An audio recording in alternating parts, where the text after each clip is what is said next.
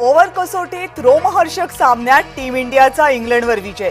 शुभमनच्या युवा संघाला मालिका 2-2 बरोबरीत सोडवण्यात मोठं यश।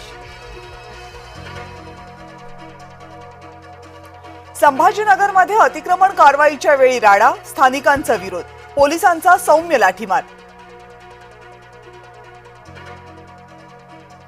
महाराष्ट्रातील महानगरपालिकांच्या निवडणुकांचा मार्ग मोकळा, नव्या प्रभाग रचना आणि ओबीसी आरक्षणासह निवडणुका होणार, सुप्रीम कोर्टाचा हिरवा कंदील। धारावी पुनर्विकास प्रकल्पातील अडचणींचा आढावा घेणार मुख्यमंत्री देवेंद्र फडणवीस यांची माहिती। पक्षांतर्गत कटकटीवर राज ठाकरे चिडले, आम्ही एकत्र येतो तर तुमची भांडणं का मिटत नाहीत, राज ठाकरेंचं पदाधिकाऱ्यांसमोर वक्तव्य। सलग तिसऱ्या आठवड्याची सुरुवात गदारोळानं, प्रश्नोत्तराच्या तासाला लोकसभेमध्ये विरोधकांचा मोठा गोंधळ।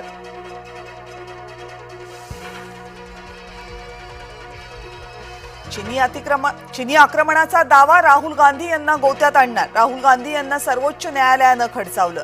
चीननं भूभाग बळकावला, याचा पुरावा कुठे आहे, सर्वोच्च न्यायालयाचा राहुल गांधींना सवाल। पनवेलमधल्या डान्स बार हल्ल्याप्रकरणी कारवाई, मनसे नेते योगेश चिले यांना अटक, चिलेसह 8 जण पोलिसांच्या ताब्यात। घटना बंद खोलीत घडली, एट्रॉसिटी अशक्य, पुणे पोलिसांचं पीडित मुलींना पत्र।